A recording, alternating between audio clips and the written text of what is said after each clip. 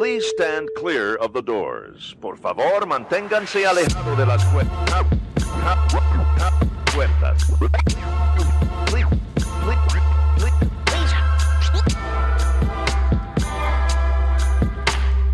Please stand clear of the doors. Por favor, manténganse alejados. Because this here's the wildest ride in the wilderness! Hello everyone, I'm Nathan, and welcome to this week's episode of Adventures in Mousecapades.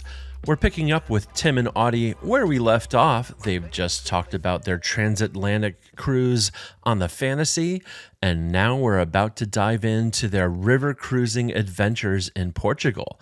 So, without further ado, let's join past us and continue the conversation. Flashback. Okay, so y'all got off the Dream in Barcelona, immediately went to the airport, and flew back to Lisbon, where you had been like 4 or 5 days earlier. Correct. Because this is the reason you actually went on this whole trip in the first place, was because you were doing a river cruise out of Lisbon all through Portugal on the Douro River. And I'm probably butchering that, so I pre-apologize for all of our pronunciations of all these Portuguese names, because we're just not going to get it right. But you had a couple days in Lisbon. What was Lisbon like? Lisbon was beautiful. We love this particular travel show called Somebody Feed Phil. It is Phil Rosenthal, who is an absolute hoot. He's a lot of fun to watch. He really likes to eat. And so he will go to all these different cities and highlight different dining, but he really gets personal and gets to know the culture and the people. And that's what makes the show so fun. So we had decided that we were going to do a Somebody Feed Phil crawl in Lisbon and try to find some of those places. And so each day, so we sailed with Ama Waterways, which is an amazing river cruise company. They are family owned and operated. They are beautiful ships, boats, ships, whatever they call them. And pre and post, your cruise director is with you on your pre and post. Oh, interesting. Yes. And so you really get to know the other passengers, because the actual ships are small. Right. And so you get to know people ahead of time before you get on the boat, and you get to know the cruise director, and they know you like crazy. And so it was wonderful. We would do these tours during those 2 days. We had land tours in Lisbon. And then at night, we would just say, we're trying to find this restaurant. And he would say, oh, go here, go here, go here. And he was from Lisbon. And so he would say, oh, and when you go there, you got to try this and you got to do this. And so it was really, it was fun, but it was also a lot of walking. Yeah. Okay. So bring your sneakers. Yes. The hotel they had us at was pretty centrally located. You could experience a lot of it without having to walk 10 miles. But if you really wanted to delve a little bit deeper, then you could do the tuk-tuk or Uber or cabs. I mean, we were just stubborn that we wanted to walk it, and it turned out to be. And like she said, since it was a pre-cruise stay, I think the number of guests on our river cruise was something approximating 114, 115 people. Wow. And I think 88 of them were in the pre-cruise stay in Lisbon. So basically the whole complement of your friends for the next 7 nights were with us in the pre-cruise stay in Lisbon, which was nice, because then you kind of already broke the ice with some of the couples that you were going to be hanging out with for the next week. Did you do a pre and a post? Is that yes, we did. Okay. Yes, we did. And I'm glad that we did. I mean, there's always that question: is it really worth the extra? You've already spent so much for the river cruise. Is it really worth adding on those days? And I would say wholeheartedly yes, especially when they're places that you've never visited before, and you may never get back to. I mean, those extra days to explore both Lisbon and Madrid were, I think, some of the best moments that we had. Do they have specific itineraries or port excursions for those pre and post days? They do. They do. So on the pre, we did some touring around Lisbon to see some of the historical sites there. We didn't know that there was a major earthquake in Portugal Mm. at some time in their history. And their history Oh. is so just deep and rich. And you don't realize, and they're not boastful about the influence they've had all over the world because they were those original navigators. Mhm. So that there's so much of the Portuguese culture and influence that's all over the world, and you don't really know it until you go there, and they're really kind of, yeah, that was us about the thing. So they're not like overly boastful or you guys know how to navigate thanks to us. It's none of that. They're proud without being arrogant. And Mm. so it was really fun. Now they're very proud of the things that their culture has brought to the world. And so we got to see some of those like origin stories. And then we also got to learn some things like we had no idea that most of the cork in the whole world is produced in Portugal. Oh, wow. Um, yeah, and these trees are amazing, Yeah. absolutely amazing trees. And so that was fun to learn. So there was things like that we saw that we didn't know, but then there was a whole lot of just really kind of celebrating the Portuguese influence and what they've done worldwide. And then there was the food. Yeah, those tours were basically 3-4 hours, and then you had the day, rest of the day, in the evening to explore on your own, or Okay. take the guides. Ama is similar, I think, to Adventures by Disney in terms of the quality of the guides that they bring include as part of your package, and they're local, and so picking their brains about, hey, this is kind of what we're thinking. What would you recommend? And I think they were flattered when people would ask, and actually, I can't tell you how many times we come back to them the next day and say, "Oh, we went to that place and we had that dish that you recommended, and it was great." And the smile on their face is like, "Oh, you really went and experienced it." It's like, Yeah. why wouldn't we? We don't know what we're Right. other than Right. we've got these restaurants that Phil, somebody feed Phil went to. We're going to try to find those, but that's not going to take up the whole trip. So what else can we see? And there's no shortage of places to go and things to see in either Lisbon or Madrid for sure. And it's worth to mention that Alma Waterways is the company that Disney partners with for the Adventure by Disney River Cruises. Okay. And so we first sailed with Alma Waterways back in 2017, 16. 16. We did the Seine River, and it was round trip from Paris, and it took us up to the Normandy area. Mhm. And not only did we fall in love with that kind of travel, Mm. but their philosophy for their guest approach is very similar to Disney, which is why Disney, I mean, they're an absolute natural fit as far Mhm. as that level of service that you expect. And so this is our second river cruise with Ama, and we were not disappointed. It was amazing. Have you done river cruises with other folks? Like Alicia and I were talking about this earlier, and we realized like we get stuff from Viking all the time. I don't know how we got on their list. We've never done a river cruise with anybody at this point, but You said river cruise, and somehow they found out. right. I know how we got on the list. Nama and Pop did Viking cruises, and Ah. she told me, she's like, I put your name down because I know you like cruises. Well, we've not done a Viking river cruise, but we have done a Viking ocean cruise, and Okay. and they are another smaller company, and they are known for their guest service as well. And we actually looked at Viking to do the Douro River, but we wanted a room with a view, and they only had the ocean view that had the smaller windows. Ah. And then when we looked at this Douro River cruise, they didn't have what we wanted. And then the next day, I put a different one on hold. And the next day, I called and I said, "Well, would you mind just double checking this one?" And they did. And I said, "Oh, Tim, I need the credit card."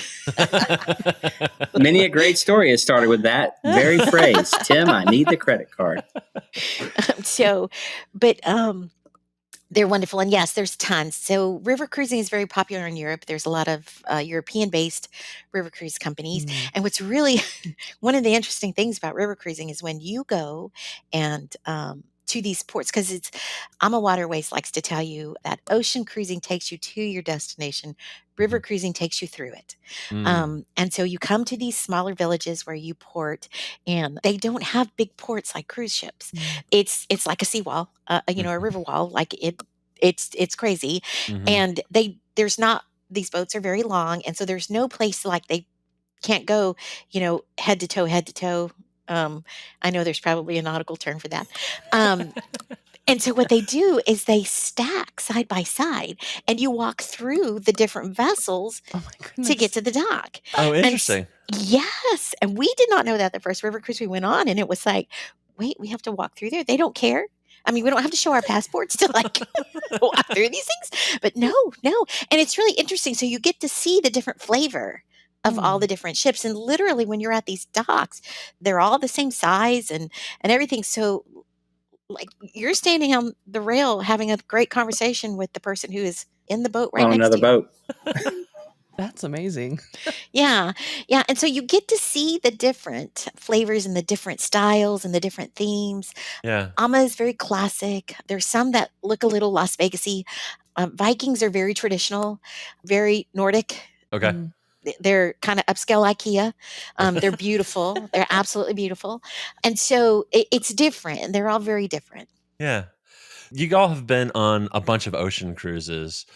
What was the selling point for you of a river cruise? I think we kind of touched on some of it. It's a different type of cruising, but can you kind of expand on that?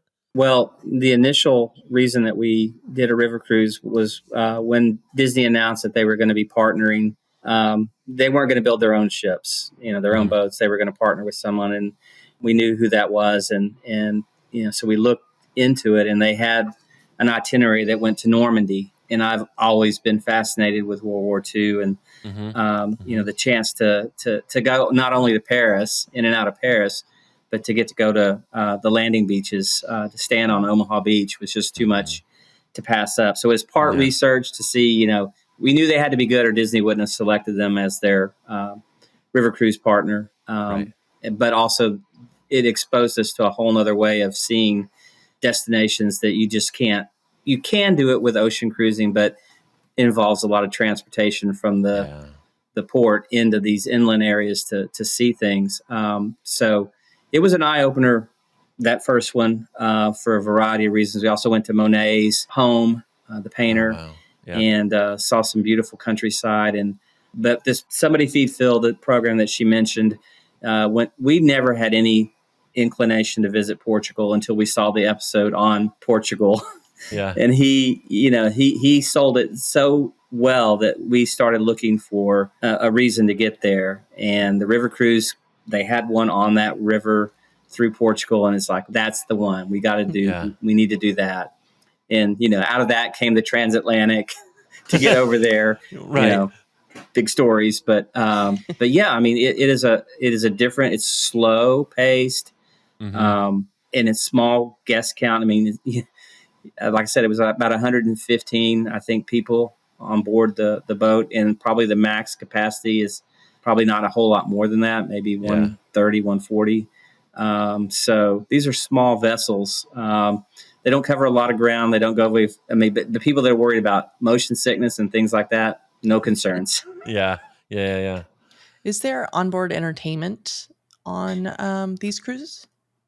Yes, another thing that AMA does that we know firsthand, having seen it, is they bring in local groups from the little villages that you port in overnight.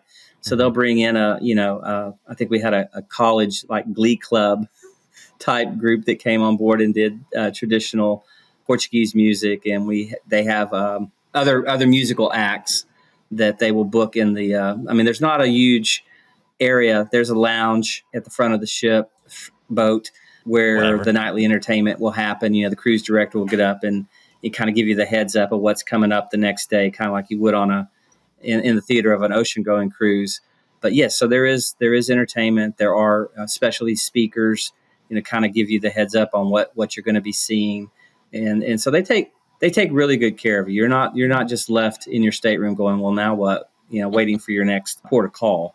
Yeah. There's activities to keep you engaged if that's your bent, or if you just want to go up on the top deck and just, I mean, the one we were on had a pool.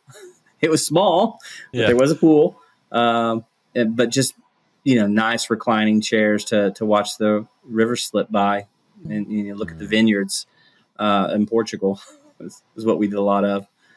That sounds horrible. That sounds like Yeah, it was. Yeah. Yeah, the wine tastings. I mean, more wine, really? Okay. Oh, darn.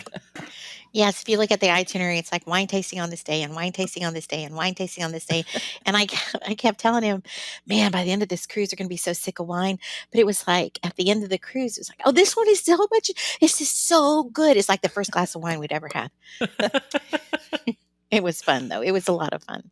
So I think that's a good transition. How was the food? I'm assuming they don't have like 3 huge dining rooms and rotational dining. Is there just like one like main restaurant venue and that's it? There is, and so it's the same for breakfast, lunch, and dinner. You can do snacks in different like they'll have like heavy hors d'oeuvres for those who don't want a big dinner, or like during happy hour they would have things like that. But for the most part, you do breakfast, lunch, and dinner in the same room, same dining room. You're not assigned a table. You can choose to sit just with your party, or you can join others. We loved dining with.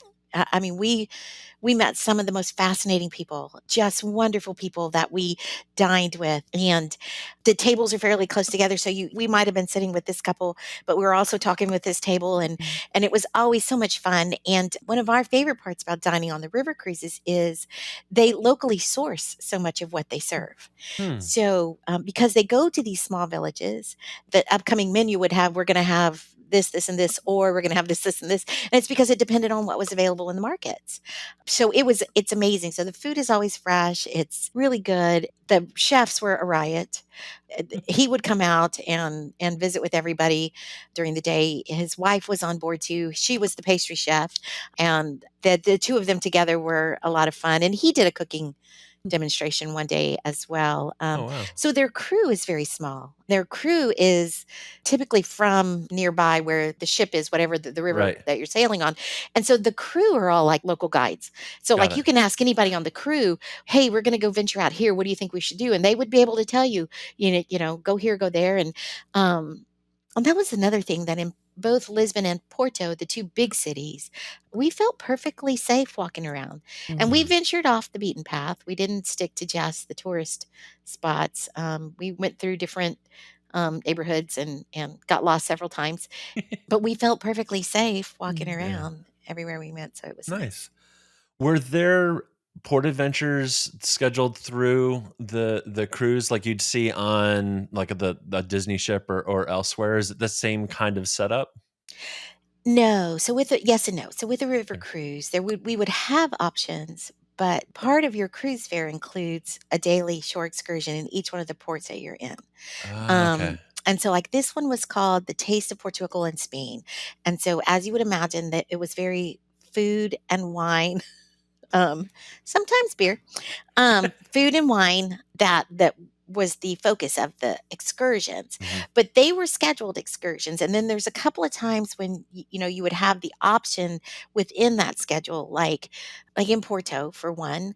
Do you want to walk, or do you want to take the bus that will just take you to each destination and drop you off, or do you want to do the walking tour? Well, we did the walking tour, and it was fascinating, absolutely fascinating, and got to see some of the local history. And like I said, there was a big earthquake in Portugal that left its mark on different parts of the city in very dramatic ways. And Portugal is so ancient, like you're walking around and they would say, this part of Portugal was 10,000 BC. And then you go 3 blocks up and this is where we started building in, the 15th century. And it's like, what? This place is still standing. And then you go up further and it's, like this is even more modern. It was built in the 18th century. And so it was lovely to be able to walk through these. But if you didn't want to walk, then there's always that option to do those. But the port adventures, the shore excursions are included. Yeah. Okay. Kind of pivoting off of that, are these cruises, are they all inclusive? Are there a lot of paid extras? How does that work with AMA Waterways? The shore excursions, there was a standard one that was included in your cruise fare. If you wanted to do something different, they had optional excursions. that did come at an additional cost, but it was discounted to take into account what the free or the included excursion was. So if it would normally have been $150 a person, it was only $60 a person, because that was the value of what the standard excursion was. Although I think we picked the standard excursion pretty much at every stop. I mean, there were a couple where we wanted to do something extra. Right. Yeah, those places where there's the extra, it was kind of an above and beyond the standard, Okay. as opposed to Mhm. you choose it as instead of the standard. Mhm. Like Got it. we did a fado dinner in Lisbon, right? Yeah, and Yeah. it was amazing. If you've never, you guys, musician there, Yeah. you need to go take a look at It's fado music, because it it's is one different. of the most, yeah. You think it's going to be this sad and mournful, because it's like the The Portuguese blues. folk music. Yeah. Yeah, it's like the blues. But yet, oh my word, Em terra laranjeira, ainda pequenina, onde poisava o mel ao declinar do dia. it's just beautiful, and it's yes, and the instruments are very old. Not as in they were built, hundreds of years ago. They're just old style. Right. Instruments, I Yeah. guess that's what I meant. So it was beautiful. And then you could do. There was one that we got to choose flamenco dancing. Mm. At the end, towards the end, when we were getting closer to Spain, and that was really cool. And so there's add-ons like that, but it's few and far between. Right. Okay. So it kind of is an all-inclusive Mhm. Yeah. itinerary. Okay. That's Yeah. awesome. Yeah, it's amazing. We leave the river cruises and we say, well, that's the cheapest we've gotten off a ship in forever. It's because you paid it all at the beginning. Yeah. Yes. Is there anything you missed from being on a bigger cruise ship that you wish was on a river cruise kind of boat, or vice versa? Or is there something that you wish Disney or somebody else would take from that river cruise style ship and bring to the bigger boats? Well, I think Disney has done that with their partnership with AMA. AMA's Hmm. built family style river cruise ships to take into account that the standard river cruise is double occupancy, Okay. a couple. Mhm. Once Disney came into the picture, it's like, well, we want to do family style cruising, so we're gonna need staterooms that can accommodate 4 and 5, and so they purpose built.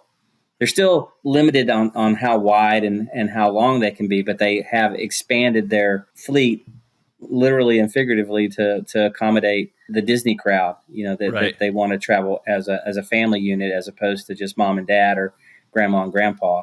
Right. So they have introduced an ocean element to the river cruise industry by their is it the Ama Magna is the big one that they use for Adventures by Disney. Okay. But yeah, it's just two different animals. I guess river cruising, you're not really. You could literally get, in some cruises they do offer you the like bike excursions. You could literally hop on the bike and get to the next town before the ship ever got there. I mean, it's the journey, not the destination so much with the Right. river cruise. So it is just a very different animal. So if people that are expecting a lot of nightlife or a lot of gambling or activities, probably not going to find that in a river cruise. It's just not. It's a much more sedate way of travel, and I'm going to guess that the median age for guests on a river cruise is substantially higher than an ocean going cruise. Right. Well, Right. for this, yeah. And the cruising industry, the ocean cruising industry has morphed itself into that the ship is part of the destination. Hmm. The ship has that resort feel, and there's entertainment for people of all ages. There's especially those that are family friendly, like Disney Cruise Line, Royal Caribbean. I mean, there's you can take your family, and there's something for everybody to do all day, every day on Right. an ocean cruise, because the Right. ship is part of the destination. Right. Well, the river cruising experience it's more the destinations are your experience. And the river cruising is it's like you're luxury hotel that's floating along, taking you to these different destinations, and the destinations are the entertainment. So you Mm. have these much longer times in the port with these excursions that are much more in depth, and they really immerse you in the culture. Not to mention, like I said, the crew tends to be from those areas, and so it's really that more immersive experience in that culture that you're experiencing as you're sailing. So it's more like that. Like I said, the destination becomes your entertainment. Right. Whereas with an ocean cruise, that ship is your part of your destination. That ship is your entertainment. And I so often I feel like the ports of call are like the bonus. Right. Okay. When you're cruising an ocean cruise, it's like, and we got to go here. Yeah. But with a river cruise, it's like I got to go here, here, here, and here, and that kind of becomes what is the highlights.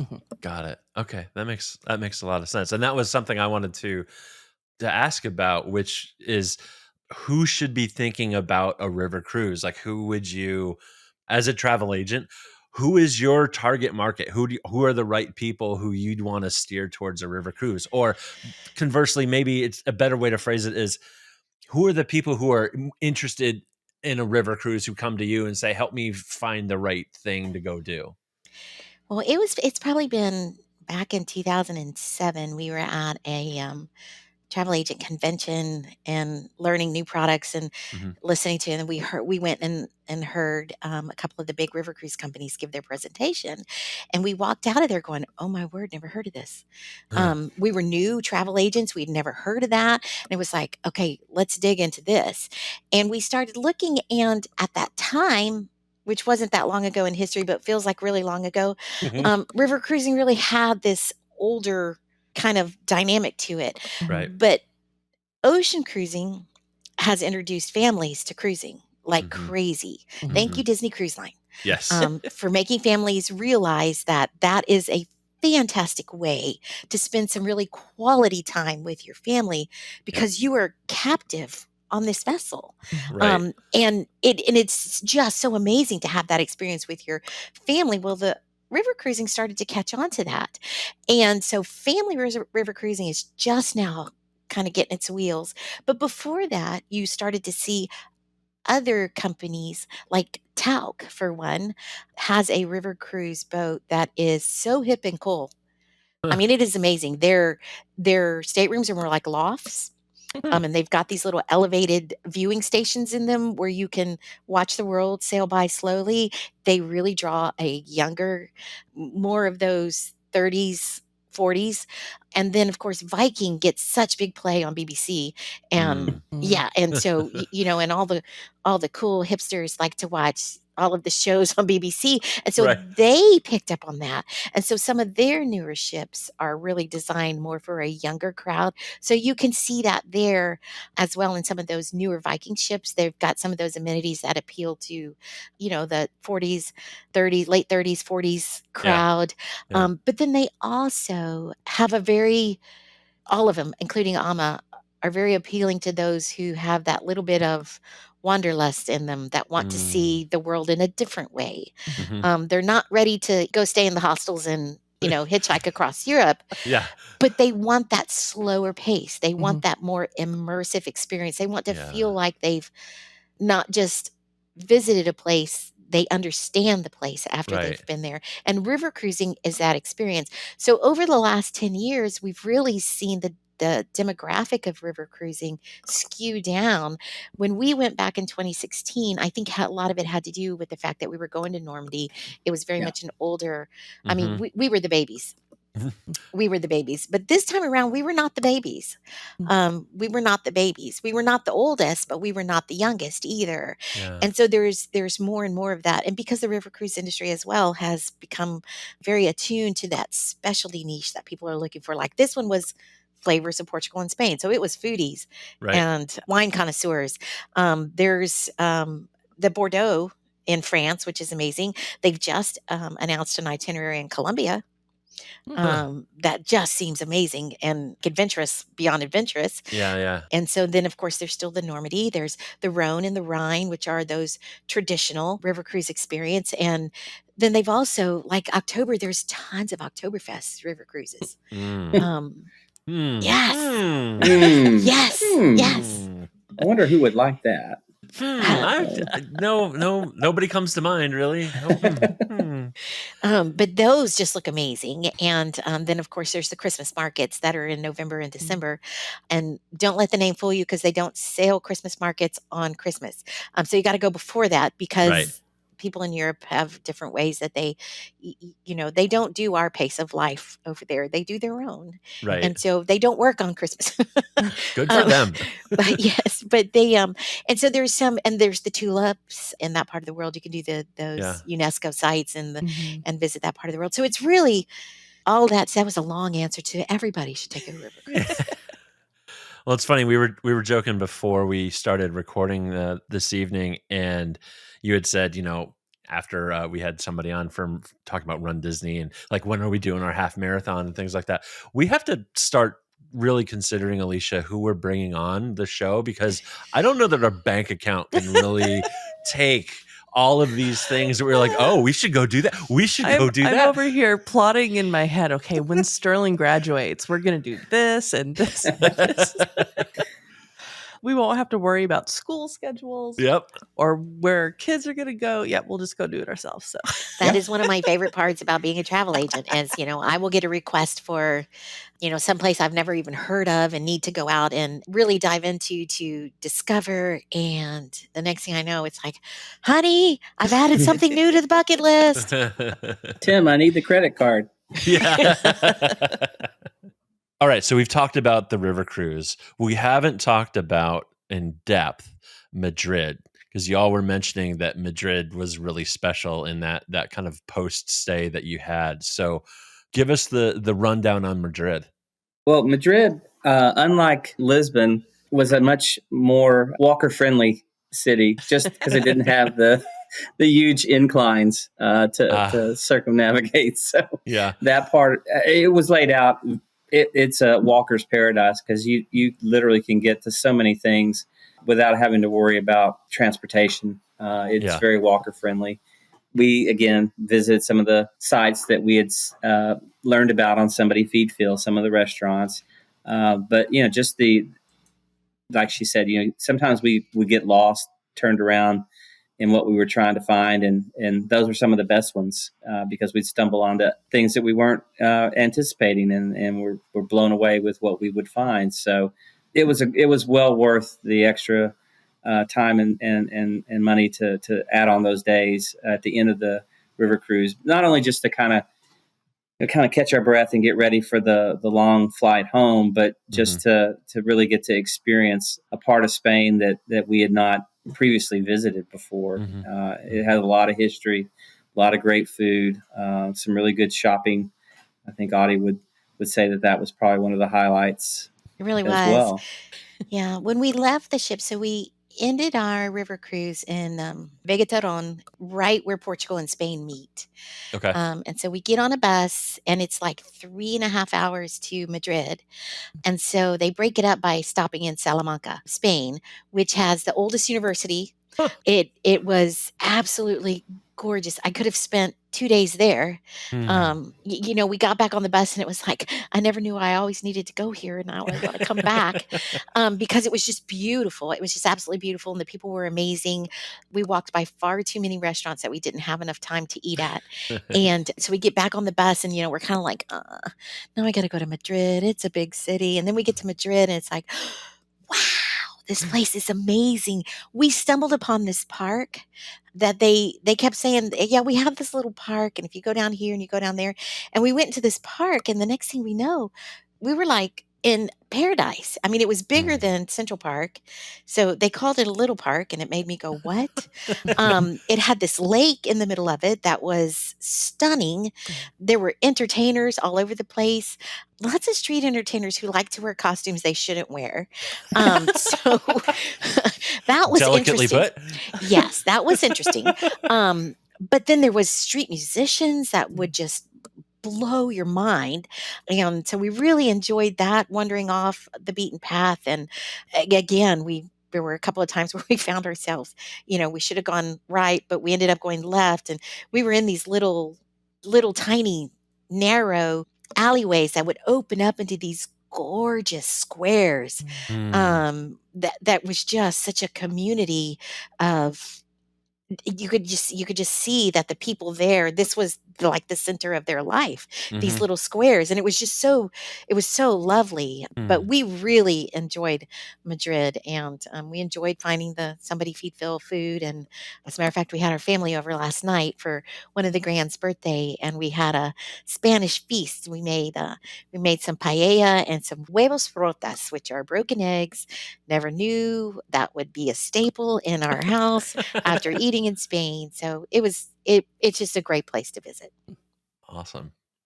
Just regarding river cruises in general, is there anything that we haven't covered that you'd like to mention?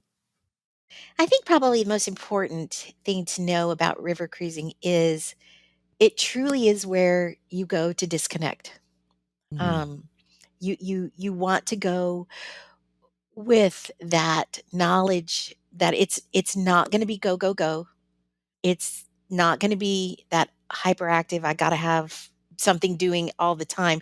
It Mhm. truly is that amazing experience where you just slowly get from place to place, and it really opens your eyes to that uniqueness of each individual place you visit, and you get to see that thread of commonality as well. And so Mhm. by the time you get off of that river cruise, you really do think, oh my word, I think I understand this place we've just sailed through.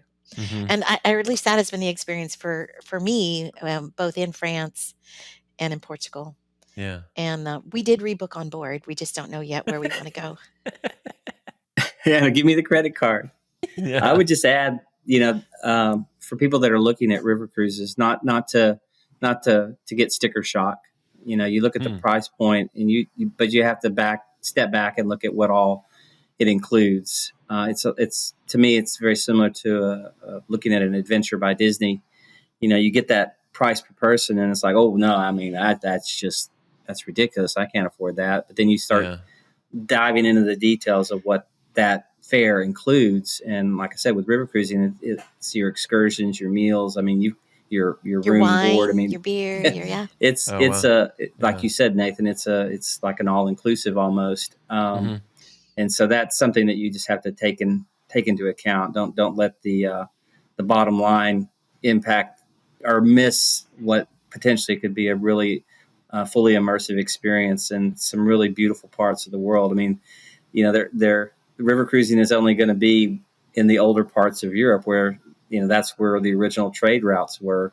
They're Right. not. I mean, I think we've got it now happening in America on the Mississippi. There's some river cruising, and up on the I think the Great St. Lakes. Lawrence River. Yeah, there's Mhm. some river cruising. So, but it's really hard to beat sailing past medieval fortresses and Yeah. pulling up into port and shop. You see the crew shopping at the same market that you're visiting, Mm. and then you'll Mhm. see what was on the dinner table that night is what you were viewing in the market. The freshness of the cuisine and Yeah. the friendliness of the people. I mean, it does trend a little older. I mean, I think the number one question we got on our cruise was, "So, when'd you retire?" Like, not yet. Yeah. Still working, still Yeah. working.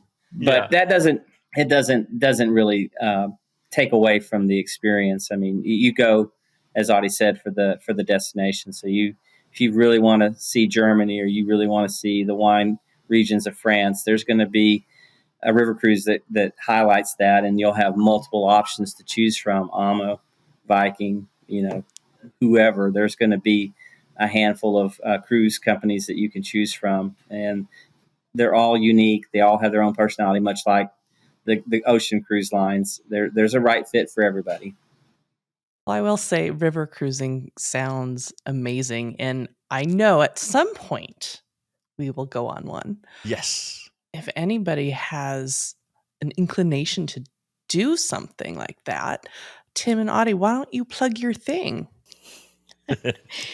Well, we have been happily helping guests make magical memories for almost 16 years now, and we really enjoy what we do.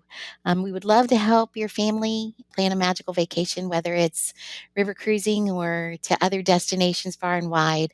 And we do try our best to experience the world so we can give you that firsthand knowledge. But seriously, we really do enjoy what we're doing. We love working with families. We love working with couples. We love working with people in general who like to travel, and we'd be happy to help your family create magical memories. Fantastic. How should they find you? Well, they can find us at, we are proudly affiliated with the Magic for Less Travel, one of our very favorite group of people in the whole wide world. And they can find us at Lawley, Lawley, at themagicforless.com. It's all spelled out, themagicforless.com. Awesome.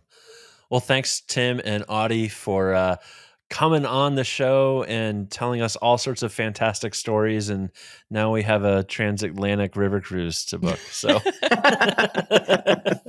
Oh gosh, we have so many plans. I know. So many I things know. we want to do. It's a good thing we're still young. Yeah, that's the joy of travel. You think you're crossing things off your bucket list, but the things you're adding adding on. more. Bigger and bigger. Yeah. Yeah. I told my grandson last night, I said, he says, you travel all the time. I said, well, Dustin, we've got a long list of things to do and not that many years left to get them all in. So we have to. When's your next trip? Well, the October. next big trip, yeah, it's in October. We, we decided that the transatlantic wasn't enough for 1 year. We're going to do the Trans-Pacific. Oh, Nice. So we are sailing from Honolulu to Sydney, and then we will be enjoying the Sydney Escape with Adventures by Disney. So we will be staying in Sydney for a few days, and then we're going to step down that time zone return by flying back to Honolulu for a few nights at Aulani. Nice.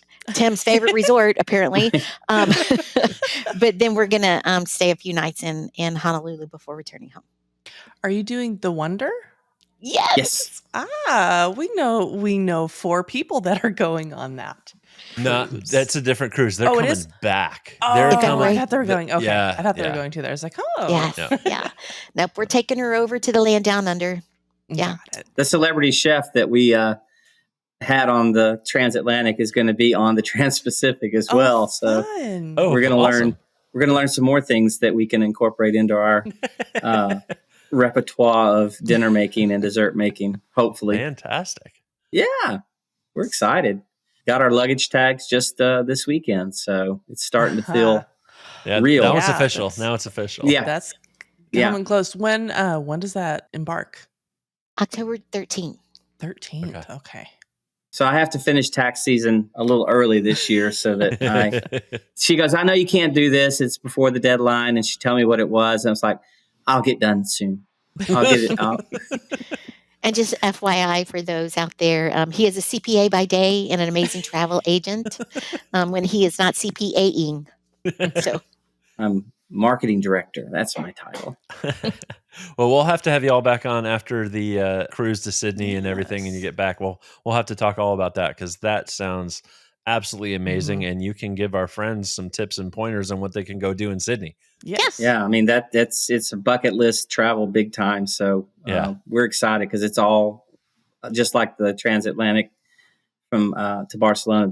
Will all be all new stops to Brand new. us. So Yeah, it's going to be an eye opener for sure. fantastic. Well, thanks again for coming on, and can't Sure. wait to talk to you all soon. Yeah. Thank you both. thanks. Just a reminder, we're not affiliated with Disney, and while we're not travel agents, we can offer our opinions and suggestions, and we recommend working with a travel agent to plan your perfect vacation. If you have any questions or suggestions, or if you'd like to be interviewed on our show to share your Disney experience, please send us an email to podcast@ourmousecapades.com. Give us a follow on socials. We're at Our Mousecapades. You can find us on Instagram and Facebook, and you can even find us on Threads. For now, we're still on Twitter. I don't know if I'm going to keep that up. We'll see. It's X now. It's Twitter. Twitter. I've also seen it XITTER, which would be I'm not going to pronounce that. Anyhow, give us a rating and review in your podcast app as well. That really helps people find us. Thank you for listening. We'll be in your ears next week. Thank you for flying Star Tours. Bye-bye.